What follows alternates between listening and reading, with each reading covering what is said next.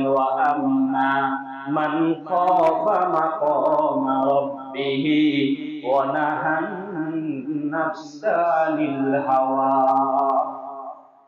রব্বুল আলামিন বললেন, আর যেই ব্যক্তি নিজ প্রতিপালকের সামনে প্রতিপালকের ভয়ে নিজের প্রবৃত্তিকে বিসর্জন দেয়, নিজের সমস্ত অপকর্মকে বিসর্জন দেয়, অপকর্ম ছেড়ে দেয়, অবৈধ কাজ ছেড়ে দেয়, একমাত্র কার ভয়ে? আল্লাহ তাআলার ভয়ে। আল্লাহ তাআলা ওই ব্যক্তির ব্যাপারে বললেন, ফাইন্নাল জান্নাতা হিয়াল মাওয়া, সেই ব্যক্তির স্থান একমাত্র জান্নাতে, সেই ব্যক্তি তার ঠিকানা যেন জান্নাতে বানিয়ে নিল। বলেন সুবহানাল্লাহ। ইয়া আব্দুল্লাহ ইত্তাকুল্লাহ, হে আল্লাহর গোলাম, আল্লাহ তাআলাকে ভয় করো।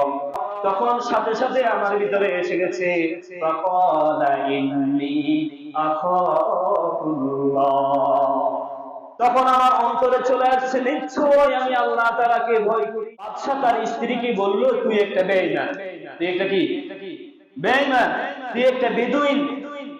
বাদশা তার স্ত্রীকে বেঈমান বলার সাথে সাথে স্ত্রী বলছে, তুমি তো বড়ই ঈমানদার, তুমি যদি জান্নাতি না হও, নিজেকে যদি জান্নাতি প্রমাণ করতে না পারো, তাহলে তোমাকে তালাক, তোমাকে আমি ছেড়ে দিব। তখন বাদশা পেরেশান হয়ে গেল, নিজেকে জান্নাতি প্রমাণ করব কিভাবে? তখন ওই বাদশা এরকম এক একজন আলেমের কাছে যাইয়া বলে, আমার স্ত্রীর সাথে কথা এভাবে হয়েছে, স্ত্রী বলছে আমি আমার নিজেকে যদি জান্নাতি প্রমাণ না করতে পারি, সে আমাকে ছেড়ে চলে যাবে। তখন আলেম বললেন, না, এর কোনো সমাধান, মানুষ কি জান্নাতি না জাহান্নামী সেটা জানে একমাত্র আল্লাহ, আমরা দুনিয়ার কোন মানুষ সেটা বলা সম্ভব নয়। এভাবে আমার ভাইরা, একজন আলেম, দুইজন আলেম, তিনজন আলেম, এভাবে অনেকজন আলেমের কাছে গেলে সবাই সেম উত্তর দেয়, সেম কথাই বলে যে কোন মানুষ দুনিয়াতে জান্নাতি না জাহান্নামী সেটা একমাত্র আল্লাহ তাআলা জানে। এটা দুনিয়ার কোন মানুষ আপনাকে বলতে পারবে না, আপনাকে সেই গ্যারান্টি দিতে পারবে না। আমার ভাইরা, অবশেষে সেই বাদশা তখনকার যুগের ইমাম শাফি রাহিমাহুল্লাহর কাছে গিয়ে বাদশা তার পুরা ঘটনার বিস্তারিত ইমাম শাফি রাহমাতুল্লাহ আলাইহি বললেন। তখন ইমাম শাফি রাহমাতুল্লাহ আলাইহি ওই বাদশাকে জিজ্ঞাসা করলেন, তোমার জীবনে এমন কোন নেক আমল আছে কিনা যেটা তুমি একমাত্র আল্লাহ তাআলার জন্য করেছো? বলেন সুবহানাল্লাহ। তখন বাদশা অনেকক্ষণ চিন্তা করার পরে বাদশা বলল, হে ইমামুল মুমিনিন, ইমামুল মুসলিমিন, আমার জীবনে আল্লাহ তাআলার কাছে পেশ করার মতো কোনো আমল আমি দেখি না।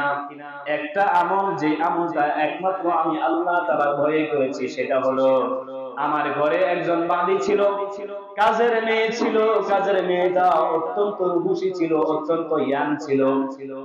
এই ইয়াং মেয়েটাকে আমি ঘরে কাজ করার সময় ওই ইয়াং মেয়েটার দিকে যখন আমার নজর যায়, তখন আমি ইয়াং মেয়েটাকে বল করার জন্য ঘরের সমস্ত দরজা জানালা সব পুরা বন্ধ করে দিয়েছি, যাতে দুনিয়ার কোনো মানুষ দেখতে না পারে। আমি একজন বাদশা, আমি চাইলে দরজা জানালা খোলা রেখেও আমি তার সাথে অবৈধ কাজে আমি নিমজ্জিত হতে পারতাম, অবৈধ কাজ আমি তার সাথে করতে পারতাম। আমি বাদশাকে, দুনিয়ার কোনো এমন কোনো মানুষ ছিল না যে আমাকে চার্জ করবে, আরো সেই ছিল আমার ঘরের বান্দি। কিন্তু আমি তার সাথে অবৈধ কাজ করার জন্য ঘরের সমস্ত দরজা জানালা সব কিছু বন্ধ করে দিয়ে যখন আমি ওই কাজের মেয়ের দিকে আমি আমার হাত বাড়িয়ে দিলাম, তখন ওই মেয়েটা বলল, ইয়া আব্দুল্লাহ ইত্তাকুল্লাহ, হে আল্লাহর গোলাম, আল্লাহ তাআলাকে ভয় করো। তখন সাথে সাথে আমার ভিতরে এসে গেছে, ফাকালা ইন্নী আখাফুল্লাহ, তখন আমার অন্তরে চলে আসছে, নিশ্চয়ই আমি আল্লাহ তাআলাকে ভয় করি। এই কথাটা যখন আমার অন্তরের মধ্যে আসছে, তখন আমি ওই বাঁদিকে সাথে সাথে ছেড়ে দিয়ে সেখান থেকে অবৈধ কাজ ছেড়ে দিয়ে, ওই অবৈধ কর্ম ছেড়ে দিয়ে আমি সেখান থেকে বেরিয়ে গেছি। বলেন সুবহানাল্লাহ। ইমাম শাফি রাহমাতুল্লাহ আলাইহি ওই বাদশার এই বর্ণনা শোনার পরে ইমাম শাফি রহমাতুল্লাহ আলাইহি আল্লাহ তাআলার কালামুল্লাহ থেকে আন-নাসিয়া সূরার 40 নম্বর আয়াত ইমাম শাফি রহমাতুল্লাহ আলাইহি তেলাওয়াত করলেন, ওয়া আম্মা মান খাফা মাকামা রাব্বিহি ওয়া নাহান নাফসা আনিল হাওয়া। রব্বুল আলামিন বললেন, আর যেই ব্যক্তি নিজ প্রতিপালকের সামনে প্রতিপালকের ভয়ে নিজের প্রবৃত্তিকে বিসর্জন দেয়, নিজের সমস্ত অপকর্মকে বিসর্জন দেয়, অপকর্ম ছেড়ে দেয়, অবৈধ কাজ ছেড়ে দেয়, একমাত্র কার ভয়ে? আল্লাহ তাআলার ভয়ে সমস্ত অবৈধ কাজ ছেড়ে দেয়। আল্লাহ তাআলা ওই ব্যক্তির ব্যাপারে বললেন, ফাইন্নাল জান্নাতা হিয়াল মাওয়া, সেই ব্যক্তির স্থান একমাত্র জান্নাতে, সেই ব্যক্তি তার ঠিকানা যেন জান্নাতে বানিয়ে নিল। বলেন সুবহানাল্লাহ। তখন ইমাম শাফি রাহমাতুল্লাহ আলাইহি কালামে মাজিদের এই দুই আয়াত তেলাওয়াত করে ওই বাদশাকে বুঝিয়ে দিলেন, তুমি আল্লাহ তাআলার ভয়ে আল্লাহ তাআলার সামনে এই যে অপকর্মটা তুমি আল্লাহ তাআলার ভয়ে ছেড়ে দিয়েছো, করো নাই, এর বিনিময়ে আল্লাহ তাআলা তোমাকে জান্নাতের ওয়াদা করেছেন। বলেন সুবহানাল্লাহ।